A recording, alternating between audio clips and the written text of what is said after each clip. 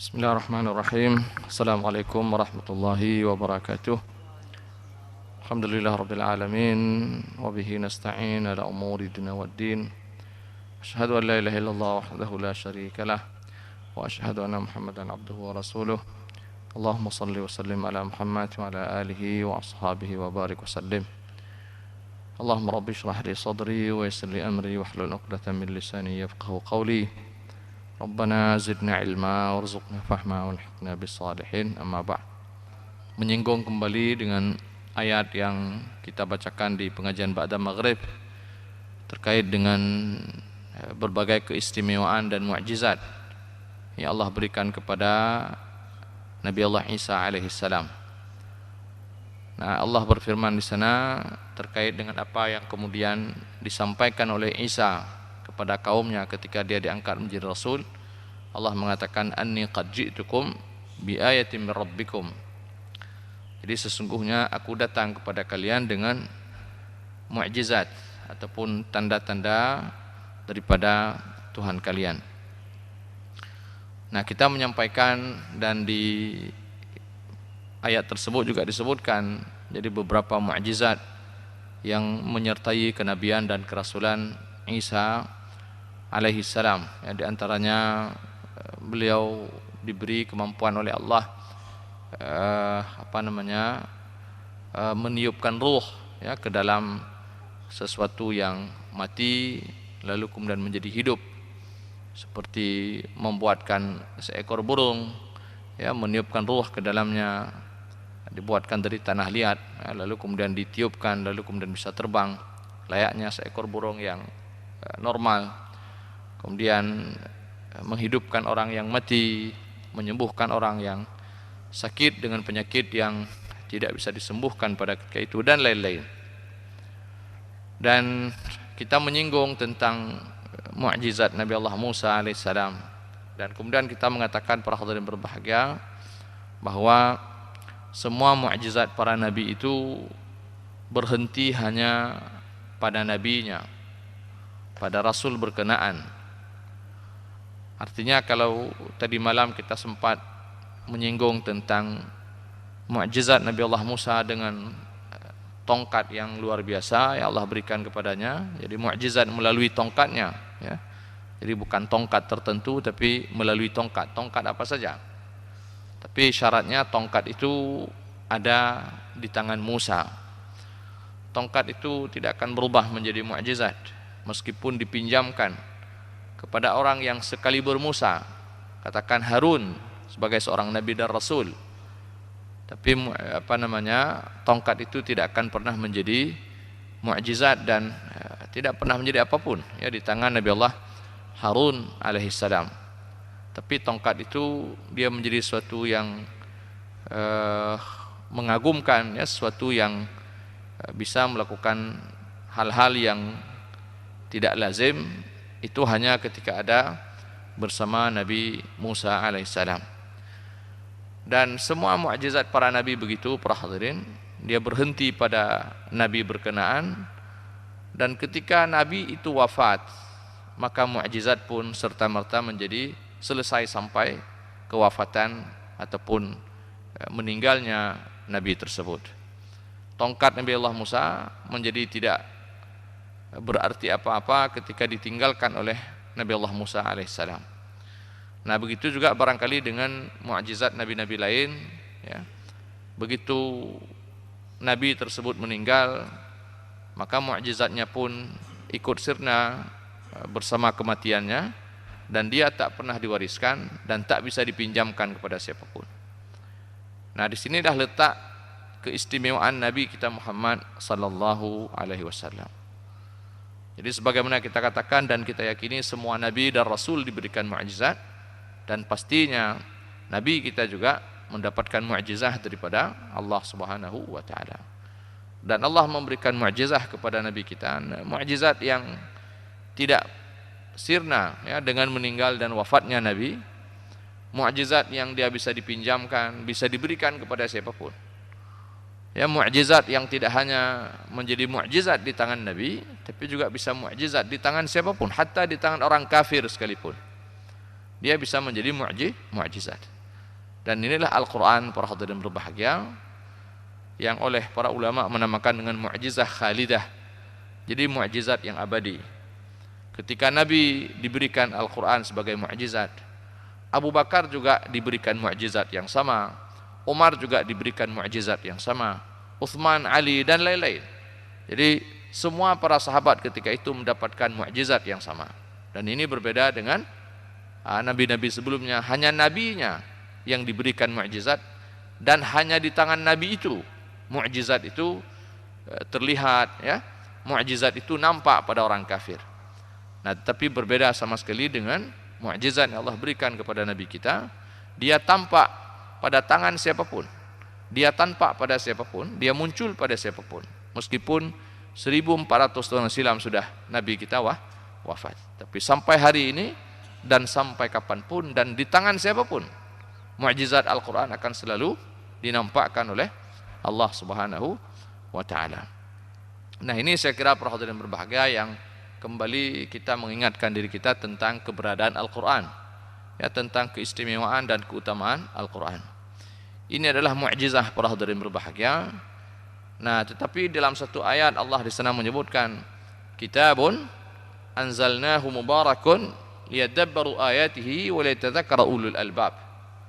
Nah, jadi mukjizah ini para hadirin berbahagia, dia tidak akan muncul di tangan siapapun.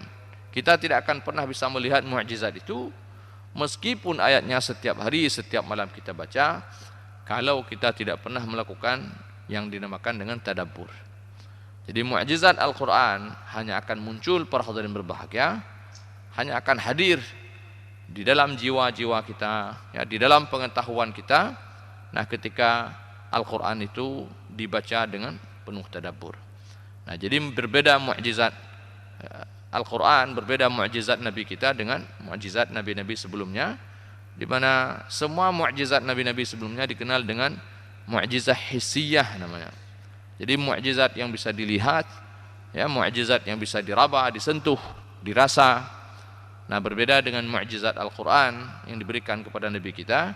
Ini adalah mukjizat ma'nawiyah, mukjizah ilmiah, yang dia hanya bisa dirasakan oleh orang yang mau mentadabburi ayat-ayatnya, dan dia hanya bisa dirasakan oleh orang yang berilmu, para hadirin yang berbahagia. Makanya di hujung ayat Allah katakan waliyatadabbara ulul albab. Jadi Al-Quran hadir untuk ulul albab, ya, untuk ulul ilm, ulul uqul kata para ulama. Hanya orang-orang yang mau memeras otaknya, menggunakan akalnya, sehingga kemudian mereka mendapatkan sisi kemukjizatan daripada Al-Quran ini. Dia hadir untuk menantang orang-orang pandai di akhir zaman para hadirin. Al-Quran hadir menantang para ilmuwan dan saintis. Jadi, dan siapapun, kalau kita merasa hari ini bahagian pada orang yang pandai, Al-Quran datang menantang kita pada hari ini. Dan sekali lagi para hadirin berbahagia, kita tidak akan pernah sampai pada mukjizat Al-Quran, ya, karena mukjizatnya seperti kita katakan tadi, sampai kemudian kita betul-betul membaca Al-Quran, dan tidak hanya sekedar membaca, tapi bagaimana kemudian kita memahami apa yang kita baca dengan penuh tadabbur. Dan perlu diingat para hadirin berbahagia, di sana ada dua ayat dalam Al-Quran. Allah menyebutkan di sana, afala yatadabbaruna al-Quran am ala qulubin aqfaluha. Itu salah satunya, ya. Jadi Allah menyebutkan, kemudian ada satu lagi juga bunyinya sama, afala yatadabbur walau kana min indi ghairillah lawajadu fi ikhtilafan katsiran. Jadi ada dua ayat. Jadi redaksi awalnya sama. Ya, Allah di sini mencela orang-orang yang tidak mau mentadabburi Al-Quran. Dan kalau kita membuka Al-Quran, melihat letak daripada ayat ini, dua ayat yang saya bacakan tadi tentang keharusan mentadabburi Al-Quran, maka kita melihat bahwa ya Allah cela di situ mereka orang-orang munafik. Jadi Allah mengatakan kenapa tidak mereka itu mentadabburi ayat-ayat Al-Quran. Jadi ayat itu turun kepada mereka orang munafik, para hadirin yang berbahagia, di dua tempat di dalam Al-Quran. Kedua-duanya berkaitan dengan orang munafik. Artinya apa? Hanya orang-orang munafiklah kira-kira begitu, atau orang kafir secara umum yang tidak mau menyelami makna Al-Quran. Nah, sehingga pada akhirnya mereka pun terhalang daripada mukjizat Al-Quran. Mereka terhalang daripada inti Al-Quran. Mereka terhalang daripada pelajaran Al-Quran. Nah, maka oleh karena demikian para hadirin di sini penting ya untuk kita sampaikan, untuk kembali kita ingatkan diri kita masing-masing bahwa Al-Qur'an ternyata tidak hanya untuk dibaca, tetapi lebih penting daripada itu bagaimana kemudian Al-Qur'an ini kita baca lalu kemudian kita pahami maknanya.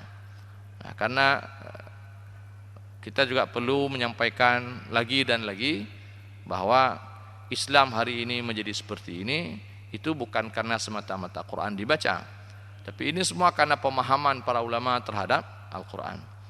Jadi Nabi hadir disebutkan oleh Al-Quran, dikatakan di sana, wa anzalna ilaika dzikra litubayyana lin-nasi ma nuzila ilaihim wa la'allahum yatafakkarun. Jadi kami turunkan kepada kamu zikra. Jadi Al-Quran ini zikr, disebutkan zikr, peringatan, pelajaran ya, untuk kemudian kamu jelaskan kepada mereka apa yang Allah turunkan kepada mereka supaya kemudian mereka mau berfikir. Jadi Nabi hadir untuk menjelaskan Al-Quran. Jadi Al-Quran bukan hanya sekedar, jadi Nabi tidak hanya hadir untuk dibacakan, untuk membacakan Al-Quran kepada ummah ini, tidak. Tapi di antara fungsi besar dan peran besar Rasulullah di tengah ummahnya adalah untuk kemudian beliau menjelaskan ayat-ayat Allah kepada ummahnya. Beliau menjelaskan ayat Allah kepada para sahabatnya. Dan begitu terus yang dilakukan oleh sahabat kepada para tabi'in, tabi'in kepada atba'ut tabi'. Dan begitulah para ulama, mereka mencoba untuk menjelaskan ayat-ayat hukum dan lain-lain yang ada di dalam Al-Quran, yang kemudian menjadi khazanah ilmiah yang luar biasa, yang tidak ada di dalam peradaban manapun para hadirin yang memiliki khazanah keilmuan seperti yang kita miliki pada hari ini. Dan itu semua ada karena mereka memahami Al-Quran. Dan kita menjadi maju para hadirin berbahagia pada ketika itu, ketika ulama-ulama Islam mereka betul-betul memang berinteraksi dengan Al-Quran dengan makna yang sesungguhnya. Jadi bukan hanya sekedar mereka baca. Karena paling singkat, paling ringkas, paling minimal para hadirin berbahagia di ayat yang kita bacakan tadi, Allah menyebutkan di sana kitabun anzalnahu mubarakun. Perhatikan kalimat mubarak, penuh dengan keberkahan, penuh dengan kebaikan di dalamnya. Liyadabbaru ayatihi. Jadi kebaikan ini kita tak akan dapatkan para hadirin tanpa tadabbur. Dan dengan tadabbur inilah orang-orang kemudian menjadikan Al-Quran sebagai zikra, liyatadzakkara ulul albab. Ya, tanpa mentadabburi maknanya kita tidak akan bisa mengambil pelajaran daripadanya. Dan ini semua hanya dilakukan oleh mereka siapa? Ulul albab. Jadi orang-orang yang mau menggunakan akalnya para hadirin. Ya, sekali lagi sehingga oleh para ulama mengatakan ayat ini menyinggung orang-orang yang tidak mau menggunakan akal. Jadi hanya ulul uqul kata para ulama, hanya orang-orang yang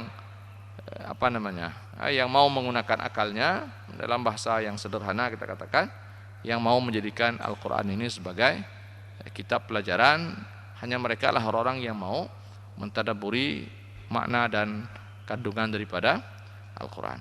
Saya kira ini para hadirin berbahagia, mudah-mudahan Allah memberi taufik, kekuatan kepada kita semua, sehingga kita tidak hanya membaca, ya, walaupun kita tidak menafikan bahwa membaca adalah ibadah, ya, membaca Allah berikan kepada kita pahala, sebuah kemuliaan, sebuah kebaikan. Nah, tapi sekali lagi Quran tidak hadir hanya untuk dibaca, tapi Al-Quran hadir untuk kita pelajari dan kita pahami maknanya. Karena hanya melalui pemahaman yang benar terhadap makna-makna Al-Quran, itulah yang akan kita amalkan di dalam kehidupan kita sehari-hari. Itulah yang akan merubah kepribadian kita para hadirin, dari yang tidak baik menjadi baik, dari yang baik menjadi lebih baik. Saya kira demikian, mudah-mudahan ada faedah dan manfaat. Hadanallahu wa iyyakum ajma'in. Subhanakallahumma wa bihamdika asyhadu an la ilaha illa anta astaghfiruka wa atubu ilaik. Assalamualaikum warahmatullahi wabarakatuh.